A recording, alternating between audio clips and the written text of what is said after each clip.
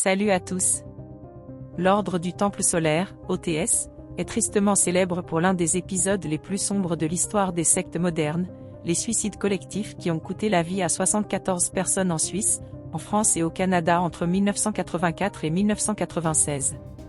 Ces événements, déguisés en « transit » vers une prétendue dimension céleste, ont marqué les esprits par leur violence et leur mise en scène macabre.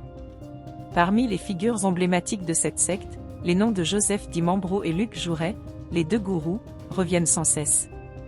Mais un homme reste largement dans l'ombre, alors qu'il a joué un rôle crucial dans l'organisation et les rituels de l'OTS. Cet homme, c'est Camille Pillet. Après Jouret et Di Mambro, il était probablement le véritable troisième homme de l'ordre, bien plus influent qu'on ne le pense. Pourtant, son histoire, tout aussi fascinante que terrifiante, reste peu connue. Dans cette vidéo, nous allons explorer le rôle clé de Camille Pillet, comprendre pourquoi il est si souvent oublié et découvrir comment sa fascination pour le feu a façonné les croyances et les rituels de l'OTS, jusqu'à sa propre disparition. Célibataire endurci et au tempérament difficile, Camille Pillet avait tout pour rester un homme de l'ombre.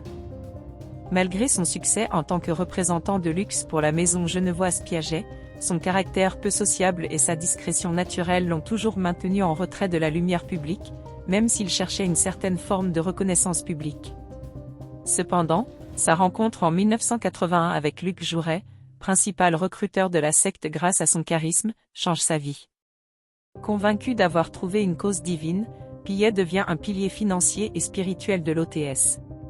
Son investissement dépasse de loin celui des autres membres.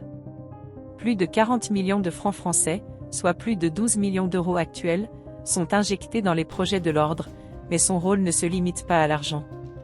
Pillet se considérait comme la réincarnation de Joseph d'Arimathie, personnage qui, dans les évangiles, offrit une sépulture au Christ, et affirmait recevoir des messages des forces célestes, les fameux « maîtres cosmiques », qu'il transmettait à l'ordre. Nous ignorons toutefois s'il croyait vraiment en ses propres dires ou s'il désirait tromper les adeptes comme le faisait Di Mambro, notamment à l'aide d'hologrammes. Pourquoi Camille Pillet est-il oublié ? Malgré son importance, Camille Pillet reste largement négligé dans les récits sur l'OTS. Plusieurs raisons expliquent cela. Premièrement, sa discrétion naturelle et son rôle en retrait contrastent avec la flamboyance de Luc Jouret et la mégalomanie de Joseph Di Mambro, qui étaient les visages publics de l'ordre. Deuxièmement, les récits officiels et les médias se sont souvent concentrés sur Michel Tabachnik, toujours vivant, considéré sans doute à tort comme le troisième homme de l'OTS en raison de son rôle pédagogique.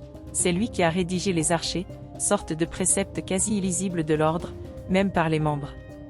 Enfin, l'histoire de Pillet, homme très discret sur les archives conservées, reste difficile à appréhender. Pillet incarnait le véritable zèle spirituel de l'OTS, poussant l'idéologie du feu purificateur à son extrême. Le feu comme élément central de l'OTS. Dans l'idéologie de l'OTS, le feu occupait une place centrale. Il était à la fois symbole de création et de destruction, de purification et de renaissance. Camille Pillet, plus que tout autre membre, portait cette symbolique à son paroxysme. Dans une cassette vidéo retrouvée après sa mort, il déclare : « L'univers a été créé par le feu et c'est dans le feu qu'il doit se dissoudre. Le feu pénètre l'intérieur de toute chose, il purifie, il consume, il brûle, il élève ou dévore. » Ce discours traduit une vision théologique mêlant des concepts ésotériques comme le feu fixe de la pierre philosophale à une application littérale liée à la mort volontaire et à la destruction totale des biens matériels. Pour l'OTS, le feu représentait le passage ultime, une porte vers un autre plan d'existence. Lors des suicides collectifs, des chalets entiers furent incendiés pour signifier ce « transit » vers Sirius, étoile considérée comme le point de destinée finale des membres de l'ordre. La nuit du transit. Le 23 octobre 1994, Camille Pillet joue un rôle décisif dans la nuit du transit. À Chéry, en Suisse, il dirige le dernier rituel, orchestrant un suicide collectif terrifiant.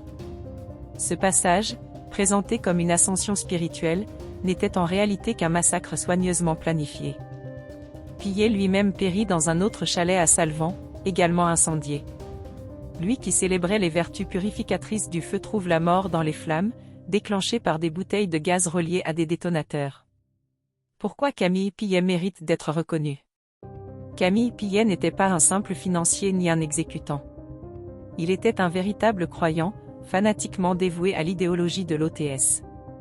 Son rôle dans les rituels, sa fascination pour le feu comme élément purificateur et son influence sur la théologie interne de l'ordre en font une figure centrale. Oublier Pillet, c'est passer à côté d'une part essentielle de l'histoire de l'OTS. Conclusion et appel à l'action. Camille Pillet est une énigme fascinante et un rappel glaçant des dangers du fanatisme. Contrairement à ce qu'on raconte souvent, il était le véritable troisième homme de l'ordre du Temple solaire, surpassant peut-être Michel Tabachnik en influence et surtout en zèle spirituel. Son obsession pour le feu, perçue comme une force purificatrice et transcendante, a conduit à l'un des épisodes les plus tragiques de l'histoire des sectes. Comme dit Mambro, atteint d'un cancer, et jourait, devenu très dépressif, il se réjouissait de mourir. Si cette vidéo vous a captivé, n'oubliez pas de liker, de vous abonner à la chaîne et de partager vos impressions en commentaire.